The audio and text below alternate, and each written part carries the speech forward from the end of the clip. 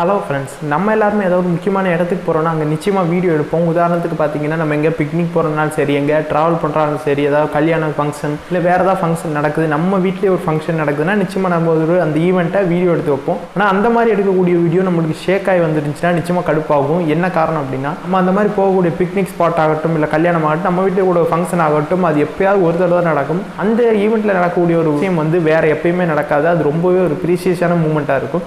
அந்த மூமெண்ட் நம்ம வீடியோ எடுத்து வைக்கல, அது ஷேக் ஆகிடுச்சுன்னா நிச்சயமாக நம்மளுக்கு கஷ்டமாக தான் இருக்கும்.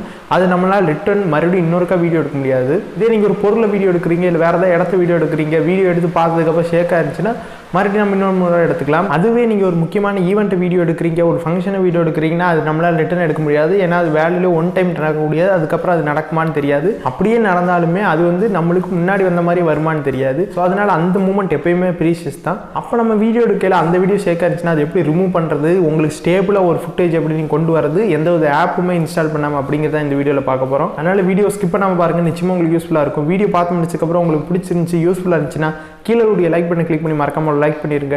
இந்த வீடியோ உங்கள் ஃப்ரெண்ட்ஸ் அண்ட் ஃபேமிலி எல்லாருக்கும் ஷேர் பண்ணுங்கள். அவங்களுக்கு ஏதாவது வீடியோ ஷேக் ஆயிருந்துச்சுனாலும் அவங்களும் இதை பார்த்து தெரிஞ்சுக்குவாங்க. அப்படியே மறக்காமல் நம்ம AIT ஃபேமிலியில் நீங்களும் ஒரு மெம்பராக ஜாயின் ஆகணும்னா கீழே கூடிய ரெட் கலர் சப்ஸ்கிரைப் பண்ண மறக்காமல் கிளிக் பண்ணி சப்ஸ்கிரைப் பண்ணிடுங்க.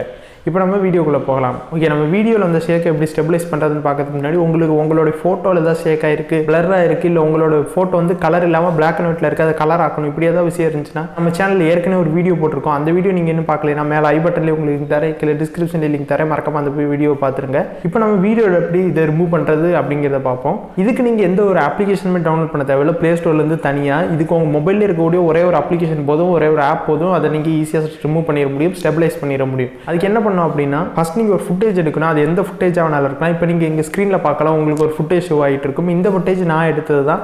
இதில் நீங்கள் பார்த்தீங்கன்னா தெரியும், ஸ்டார்டிங்கில் உங்களுக்கு கொஞ்சமாக தான் ஒரு மூமெண்ட் இருக்கும், போக போக போக ஷேக் அதிகமாக இருக்கும்.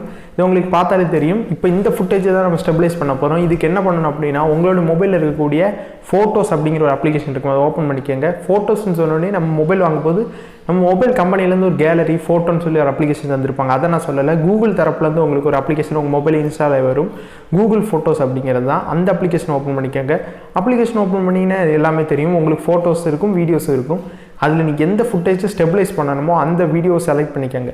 செலக்ட் பண்ணோன்னே கீழே பார்த்தீங்கன்னா உங்களுக்கு எடிட் சிம்பிள் ஒன்று கொடுத்துருப்பாங்க. ஜஸ்ட் அந்த எடிட் சிம்பிளை கிளிக் பண்ணிக்கோங்க. கிளிக் பண்ணோன்னே கீழே உங்களுக்கு சில ஆப்ஷன்ஸ் வரும்.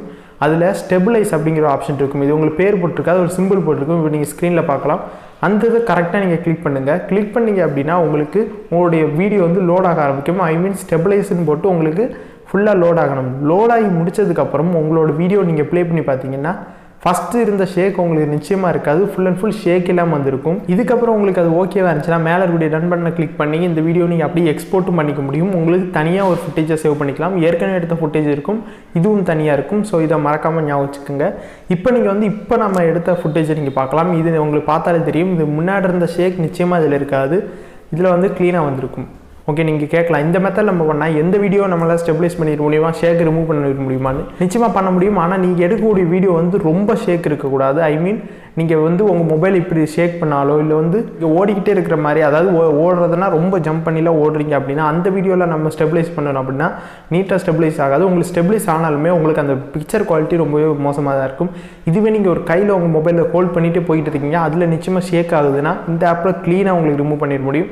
இல்லை நீங்கள் ட்ரெயினில் ட்ராவல் பண்ணுறீங்க, இல்லை பஸ்ஸில் ட்ராவல் பண்ணல ஏதாவது வீடியோ எடுக்கிறீங்கன்னா அந்த மூமெண்ட்டில் உங்களுக்கு சின்ன சின்ன ஷேக்ஸ் வரும்.